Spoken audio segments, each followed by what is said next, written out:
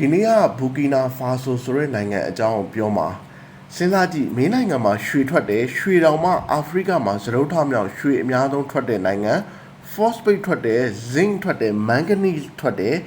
ငွေထွက်တယ်ခဲမပုတ်ထွက်တယ်ထုံးကျောက်ထွက်တယ်အဲ့ဒီအပြင်မှာတင်ရဇာတာမဟုတ်တဲ့စိုက်ပျိုးရေးရတဲ့လူပြူတွေ white gold လို့ခေါ်တဲ့ cotton ဝါကုန်းတွေလည်းထွက်တယ်ဒါပေမဲ့မင်းနိုင်ငံမှာရှိတဲ့လူတွေရဲ့45%ကတစ်နေ့ကို$2အောက်$2အောက်ပဲဝင်ငွေရကြတယ်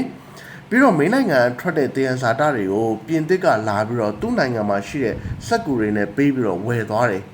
ဟုတ်ပါတယ်ပြင်သစ်က CFA လို့ခေါ်တဲ့ငွေကြေးတစ်မျိုးကိုဖန်တီးထားတယ် CFA ရဲ့အဓိပ္ပာယ်ကအာဖရိကမှာရှိတဲ့ကိုလိုနီနိုင်ငံများလို့အဓိပ္ပာယ်ရတယ်အာဖရိကရဲ့ဆာဟာရဒေသမှာရှိတဲ့မာလီနိုင်ဂျာဘူကီနာဖာဆိုအဲ့နိုင်ငံတွေမှာသူကအဲ့ဒီပတ်စံကိုပေးပြီးတော့သုံးပါတယ်အဲ့ဒီပတ်စံကိုသုံးဖို့ညင်းတဲ့နိုင်ငံတွေကိုသူကအနုနီးနဲ့ရောအကျန်းနီးနဲ့ရောပညာပြပါတယ်အဲ့ဒါကြောင့်မလို့အာဖရိကနိုင်ငံတွေကသူဒီပတ်စံကိုကြောက်တော်ရှိမကြောက်တော်ရှိသုံးရပါတယ်မင်းစဉ်းစားကြည့်ပေါ့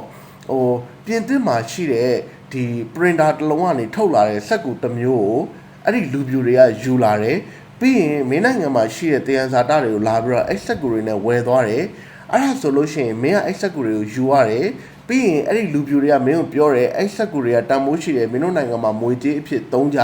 အဲ့ဒီစက်ကူတွေရဲ့တန်ဖိုးအနေအမြင့်အတက်အကျဘယ်လောက်ထုတ်မယ်ဘယ်လိုထုတ်မယ်ဆိုတဲ့ဟာအားလုံးကိုပြည်သစ်အစိုးရလက်ဝဲကြီးအုပ်ထားတယ်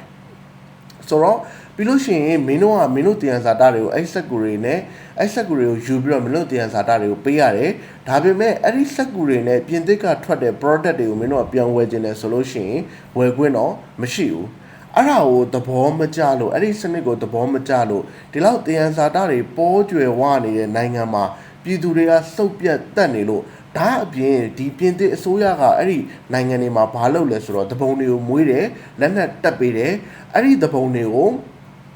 အစိုးရက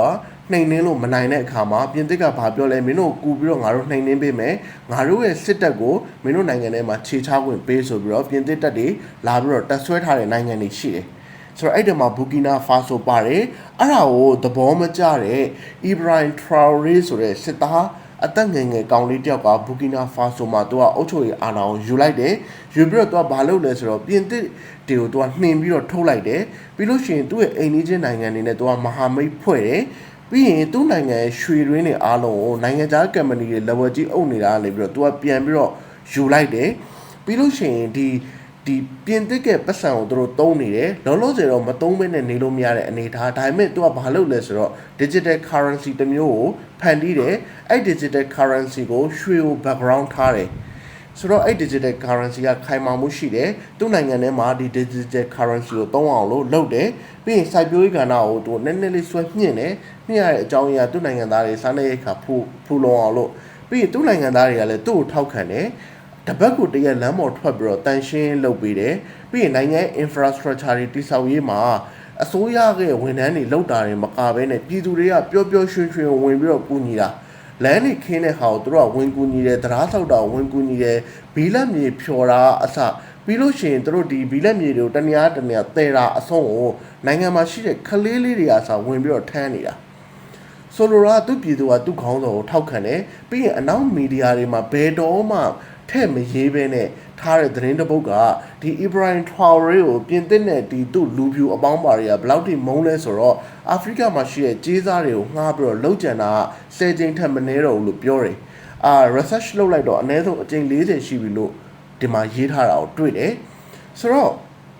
ဒီလူကောင်းတစ်ယောက်ပေါ်လာတယ်သူ့နိုင်ငံကိုသူကစေတနာထားပြီးတော့သူအုပ်ချုပ်နေတယ်ပြီးလို့ရှိရင်ဒီသူ့နိုင်ငံသားတွေရဲ့ရပိုင်ခွင့်တွေကိုသူကတန်ဖိုးထားတယ်ဒီလူပြူတွေပြင်သစ်တွေ1960နိုင်ငံလွတ်လပ်ရေးရတွေကနီလန်မျိုးစုံနဲ့နှိပ်ကွနေတဲ့ဟာကိုသူကကယ်တင်ပေးထားတယ်ဆိုတော့ဒါကသူ့နိုင်ငံကိုသူကောင်းအောင်လုပ်နေတာပဲဆိုတော့သူ့ရဲ့လုပ်ရက်တွေကကောင်းနေသေးတယ်ဒါကျွန်တော်တို့ကသူ့ကိုလက်ခံပေးလို့ရတယ်ဒါကတော့ဘူကီနာဖာဆိုမှာရှိတဲ့လက်ရှိအုပ်ချုပ်နေတဲ့သမရအီဘရိုင်ထရာအိုရေးဆိုတဲ့လူအကြောင်းမိတ်ဆက်အနေနဲ့ပြောခဲ့တာဖြစ်ပါတယ်သိချင်တာရှိရဆိုလို့ရှိရင် comment မှာမေးခဲ့လို့ရပါတယ်